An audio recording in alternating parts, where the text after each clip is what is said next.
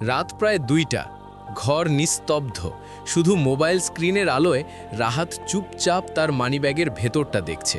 কয়েকটা পুরনো রসিদ আর কিছু খুচরো, এর বেশি কিছু নেই। সামনে সেমিস্টার ফি জমা দিতে হবে, বন্ধুদের ট্যুরের কথা বলছে, নিজেরও কিছু স্বপ্ন আছে। কিন্তু বাবা মায়ের কাছে টাকা চাইতে গেলেই বুকের ভেতরটা কেমন যেন ভারী হয়ে আসে। এই অনুভূতিটা কি তোমারও পরিচিত? বন্ধুদের সাথে ক্যাফেতে ঢুকে আগে দাম দেখো, পছন্দের বই বা হেডফোন কিনতে গিয়ে বারবার ক্যালকুলেশন করো।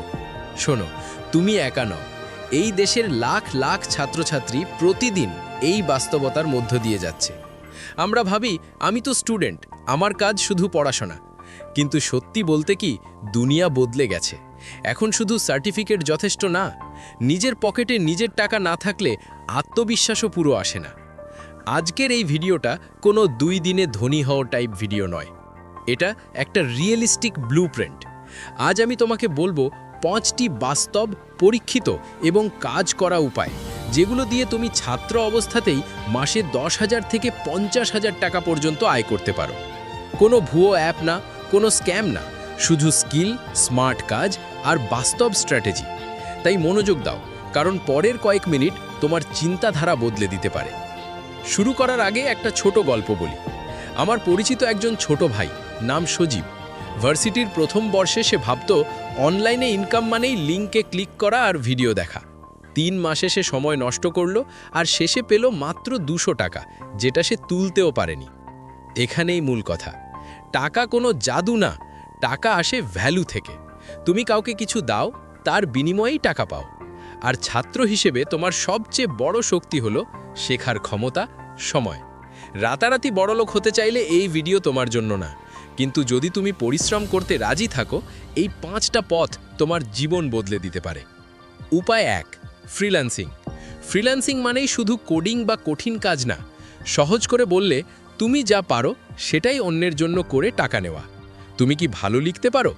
বাংলা বা ইংরেজি কন্টেন্ট লিখে আয় করা যায়। ক্যানভা জানো? ইউটিউব থাম্বনেল বা ফেসবুক পোস্ট বানিয়ে অনেকে 500-1000 টাকা নিচ্ছে। ভাষায় ভালো, ট্রান্সক্রিপশন বা অনুবাদ করেও ইনকাম সম্ভব। শুরুতেই বড় মার্কেট প্লেসে দৌড়ানোর দরকার নেই, আগে স্কিল শিখো, তারপর ফেসবুক গ্রুপে নিজের কাজ দেখাও। আমি নিজে দেখেছি একজন ছাত্র শুধু পাওয়ার পয়েন্ট ডিজাইন করেই মাসে 15-20 হাজার টাকা করছে। উপায় 2, কন্টেন্ট ক্রিয়েশন। ভালো ক্যামেরা নেই, এই অজুহাত এখন আর চলে না, তোমার স্মার্টফোনটাই যথেষ্ট। কন্টেন্ট মানেই নাচ গান না, স্টাডি টিপস, বইয়ের রিভিউ, স্কিল শেখানো, সবই কন্টেন্ট। শুরুর দিকে টাকা নাও আসতে পারে, কিন্তু কনসিস্টেন্ট থাকলে অ্যাডসেন্স, স্পন্সরশিপ, অ্যাফিলিয়েট সব আসবে। একজন হোস্টেল পড়ুয়া মেয়ে শুধু নিজের স্ট্রাগল শেয়ার করে আজ নিজের খরচ নিজেই চালাচ্ছে। উপায় 3, ডিজিটাল টিউশনি। টিউশনি, কিন্তু নতুন স্টাইলে। অনলাইনে, জুম বা গুগল মিটে একসাথে 5-10 জন পড়াও, সময় বাঁচাও, ইনকাম বাড়াও। শুধু পড়াশোনা না, এক্সেল, আঁকা, গিটার সবই শেখানো যায়।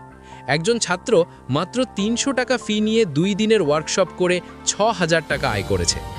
উপায় 4, রিসেলিং ও ছোট ব্যবসা। ব্যবসা মানেই বড় পুঁজি না, প্রি অর্ডার বা ড্রপশিপিং দিয়েও শুরু করা যায়। কাস্টম টি-শার্ট, পুরনো বই, থ্রিফট কাপড় সবই বিক্রি হয় যদি উপস্থাপনটা ভালো হয়। ছোট আইডিয়া, বড় ফল, এইটাই আসল গেম। উপায় 5, ক্রিয়েটিভ আর্ট ও ঘরোয়া উদ্যোগ। বিশেষ করে বোনেদের জন্য দারুণ সুযোগ। Mehendi art, handmade jewellery, home baking, এইগুলো এখন গোল্ড মাইন। একজন ছাত্রী শুধু নিজের আচার বানিয়েই আজ নিজের সেমিস্টার ফি নিজেই দেয়। কিছু জরুরি সতর্কতা: 1, সহজ টাকা বলে কিছু নেই। 2, যেখানে টাকা দিয়ে কাজের কথা ওটা স্ক্যাম। 3, পড়াশোনা নষ্ট করে ইনকাম করো না। 4, ধৈর্য ধরো। শেষ কথা, নিজের উপার্জনের টাকায় কেনা একবেলা খাবারের তৃপ্তি বাবার দেওয়া 1000 টাকার চেয়েও আলাদা। ছোট থেকে শুরু করো, নিজেকে বিশ্বাস করো, আজই ঠিক করো তুমি কোন পথটা বেছে নেবে। ভিডিওটা ভালো লাগলে শেয়ার করো, হয়তো তোমার এক শেয়ার কারো জীবন বদলে দিতে পারে। দেখা হবে পরের ভিডিওতে। ততদিন শিখতে থাকো, লড়তে থাকো, নিজের পায়ে দাঁড়ানোর চেষ্টা করতে থাকো। ধন্যবাদ।